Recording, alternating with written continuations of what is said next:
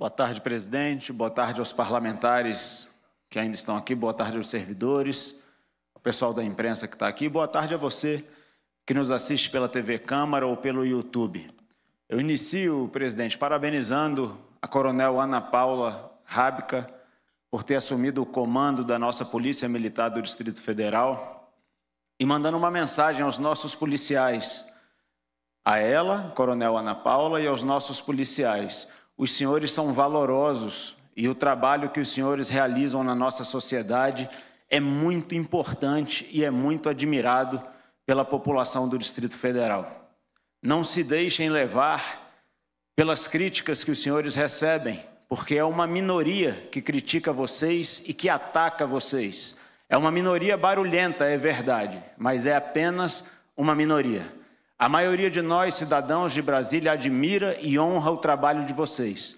Eu parabenizo vocês dessa tribuna e peço a Deus que continue iluminando o caminho e o trabalho de vocês, em especial a coronel Ana Paula, que agora assume tão nobre missão de comandar a Polícia Militar do Distrito Federal.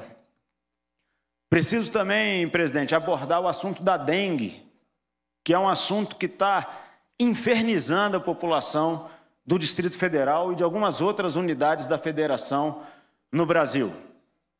Semana passada e essa semana nós discutimos, debatemos e ouvimos muitas soluções que o Estado pretende apresentar para a população. E eu lamento dizer o que vou dizer aqui, mas não vai funcionar. É tardio e não vai ter a eficácia que nós gostaríamos que tivesse. Há um dado do Ministério Público que é imprescindível que nós nos atentemos, do Ministério da Saúde, perdão, que é imprescindível que nós nos atentemos, deputado Ricardo. 75% dos focos de dengue estão dentro das casas das pessoas, o que significa dizer que a responsabilidade é mais individual do que coletiva. A responsabilidade individual das pessoas reflete no coletivo, mas é imprescindível que cada um de nós tome as atitudes que precisa tomar para que os mosquitos não se proliferem dentro das nossas residências. Há uma pessoa que pode fazer parar a epidemia que nós estamos vivendo. Sou eu e é você. Se cada um de nós fizer o que está ao nosso alcance, para que o mosquito pare de se proliferar, nós interromperemos a epidemia a que estamos submetidos.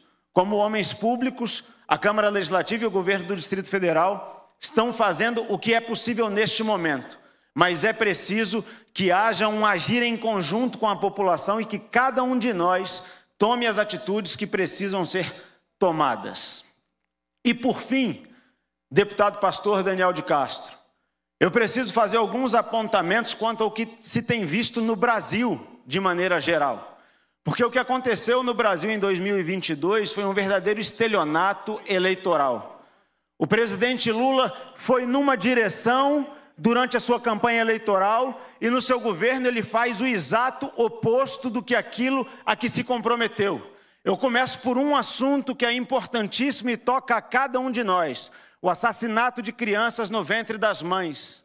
Lula passou a campanha inteira dizendo que era contra o aborto e o Ministério da Saúde do Lula tirou o Brasil do Pacto Internacional contra o Aborto e tem trabalhado para legalizar o aborto, tanto por meio de políticas públicas quanto por meio de decisões judiciais. É uma vergonha, é assassinato de crianças. Não é só. No governo Lula há uma espécie de confraternização, uma espécie de união entre o executivo e o judiciário. E parece que há uma tentativa de apagar o passado. Semana passada nós tivemos 2 perdões de dívida de 2 empresas, uma delas pertencente à família Batista. Foram perdoados 10 bilhões de reais em acordos de leniência que as empresas da família Batista tinham celebrado pelos roubos que perpetrou no Brasil, junto com o governo PT nos governos anteriores. E a Odebrecht foi perdoada em 8,5 bilhões de reais. É como se a corrupção não tivesse havido e como se esse perdão fosse fazer com que a população esquecesse o que aconteceu. A população brasileira, parece que nós somos levados a se esquecer do que aconteceu. Não vamos. Aliás, as decisões são do ministro Dias Toffoli E as decisões me fizeram lembrar de uma capa da revista Veja que a gente nunca vai saber se é verdade ou não. O amigo do meu pai. O Brasil está submetido de novo ao mesmo governo. Eu vou pedir mais 2 minutos, deputado Ricardo, por favor. O Brasil está submetido de novo ao mesmo governo. E são as mesmas práticas. O presidente Lula vem de dizer que durante a campanha os candidatos colocam o pobre no discurso e depois governam para os ricos. Sabe o que acontece no Brasil hoje? Sabe o que aconteceu no Brasil durante os 16 anos em que o PT governou o Brasil? Eles discursavam para os pobres e governavam para os ricos. Governavam para a OAS, governavam para a Odebrecht, governavam para a família Batista. E o Brasil empobreceu. As empresas no Brasil fecham sem parar hoje. O desemprego está batendo na porta de milhões de brasileiros de novo. O Brasil freia o seu ritmo de crescimento econômico. E o que o governo faz? A mesma coisa que fazia.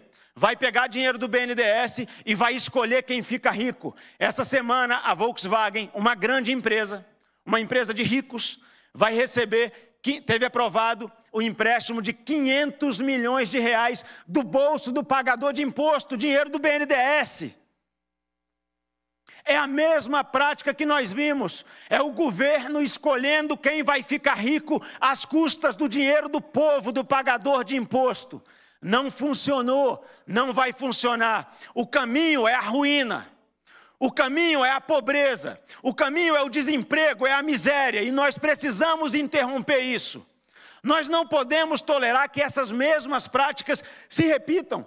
O que está acontecendo no Brasil hoje foi objeto de um livro escrito por 2 jornalistas da Rede Globo, o João Gomes e a Miriam Leitão. O nome do livro é O Caminho do Desastre.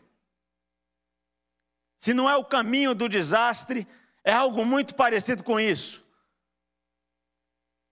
Eles descortinaram o que aconteceu durante os 2 governos da presidente Dilma, para mostrar por que o Brasil teve, naqueles 2 governos, uma recessão pior do que a recessão da pandemia. E o que foi feito naqueles 2 governos é exatamente o que se pretende fazer agora.